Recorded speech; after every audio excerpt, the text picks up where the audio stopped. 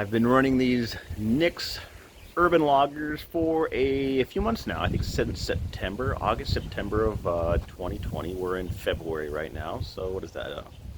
4 or 5, maybe 6 months.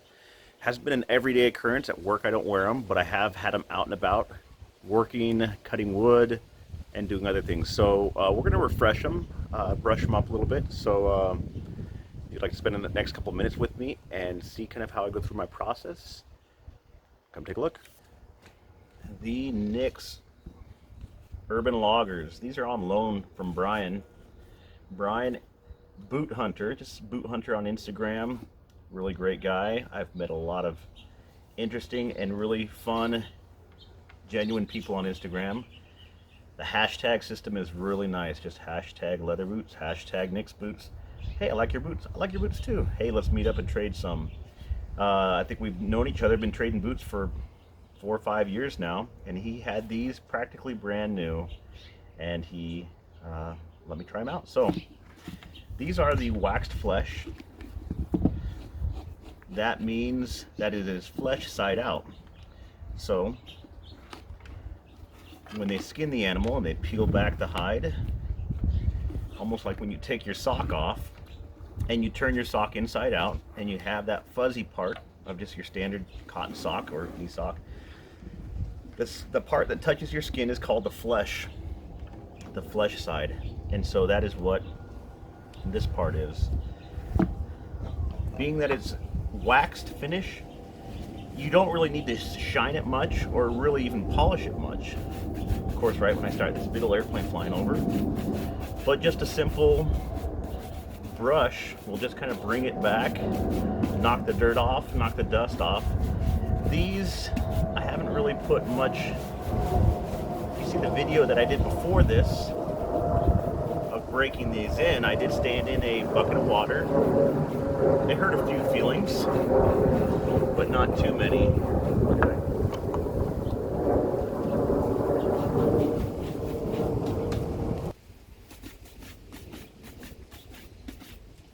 The idea is just to get all the dust off, all the loose that can then make mud.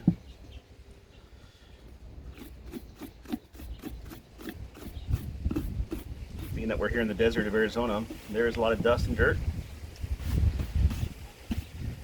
And as these have patinaed and kind of grown, your heel, your backstay is really going to get beat up. But that flesh side kind of pokes out and gives it that, I don't want to say a suede because it's not a true suede, but it gives it that fuzzy feeling on your pinch points, your creases. You then just take a damp cloth, just a terry cloth that I just wrung out, and just kind of go over it, knocking off all the dust again, getting into your tight spots. To each their own of how they do it. It's interesting, I've kind of made this parallel before between boot care, and I do a lot of chainsaw work, not a lot of chainsaw work, but it is interesting how what a oil mixture, gas to oil, do you run your chainsaw out. And some people are like, well, 50 to 1, that's what the factory says. Back in my day, it was 25 to 1. Well, it's 40 to 1. Well, I have an oil that says 100 to 1. And if you've ever been on one of those websites or Facebook pages, it just goes on and on and on. But if it works for you and you have good results, I would say go with it. The wear on these boots are very good. I think I have a good heel step. It's kind of on the outside a little bit. I guess chiropractors can tell how good your step is. You have that little bump in there. That's just the internal leather shank that they put in there, just a big chunk of leather. There's a couple guys doing some videos on the YouTube of burning these and cutting them apart and everything. Really good videos on showing the durability of these boots. But these are really kind of coming into their own, just like any leather boot, heavy duty, stitched down, or just old world way of making leather boots. They're going to be tough to break in. So take your time, don't be frustrated, don't buy them and a week later go and do a 50-mile hike. they're going to take some time. So there's one that's done and one that's not. What I also got here is Brian also sent me a little tin of Canadian Beeseal Company. Mind your own Beeseal. Good old Canadians. They've been through a lot. They make good stuff. I've been wanting to get my hold of some Viberg boots. But really nice Beeseal. Kind of a beeswax. And it has a very nice citrus smell. And I like that they put the ingredients on the back here. Coconut oil, beeswax, olive oil, canola oil, lemongrass, tea tree oil, vitamin E. All of it is locally sourced in Canada.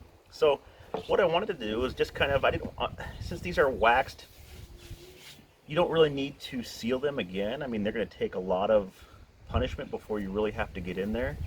I wanted to touch up the heel stay, the back side here, and see just what this wax will do to the back of this. So just like the Obenoffs and the Huberts, it kind of melts with the hand, and you can kind of put it on by hand here. Dad. Yeah, buddy? Who are you talking to? I'm talking to the video. I'm making a video for the YouTube. Oh. My 3 soon to be 4-year-old. So, being that this is a majority wax product, it's going to give it that wax look. Freshen it up if you just want to keep it there. So, make it smell like lemongrass. So yeah, it pulls it right back to how it was up here, just with a little bit of waxy finish. You can also use that on your heels, because they get dry there and they kind of start to pull apart on your heel stacks, on your midsole right there.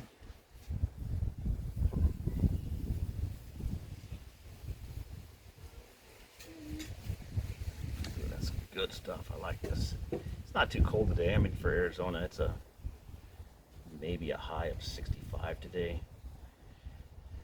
Mid-February, can't get better than this. Don't talk to me in August.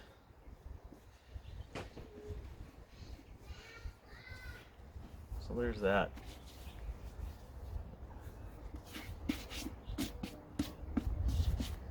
Side by side, I guess I could do the front part there. We'll see, maybe I'll go a little bit longer.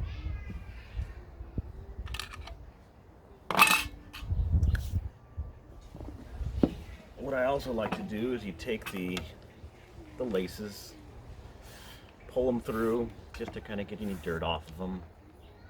And then the same thing, you can just get a little, put in the hands and just wad up your laces. Get a little bit more.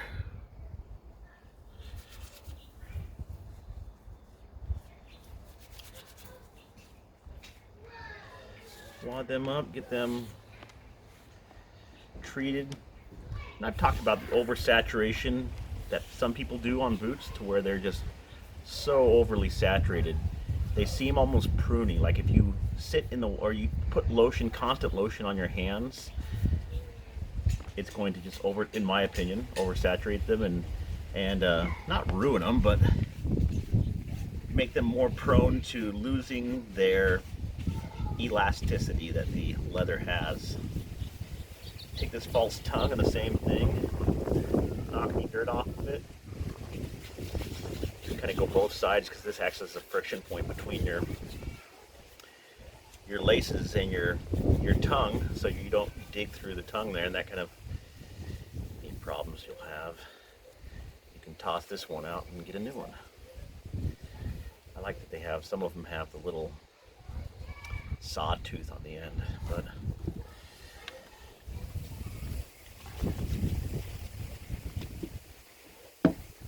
there they are. Little before, little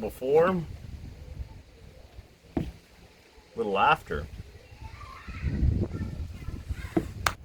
So there you have it, the NYX Urban Loggers. A little close up little after. I have chopped something this big. Daddy, have you chopped something this big? I have, buddy. That's a good chopping, big chopping. I Yep. can chop it. Good job. Because I'm so good at chopping. You're a good chopper. The Nick's Urban Loggers, excellent all-around boot. Some guys at work, they're like, Urban Loggers, what does that mean? I don't know. It means it's a shorter boot and really comfortable, easy to get in and out, and you can still do just about everything that the full forest logger boots do. Built the same. Hope you enjoyed this video. If you did, like and subscribe. Follow me and send me some suggestions on what other boots videos you would like to see. Have a wonderful afternoon. Adios.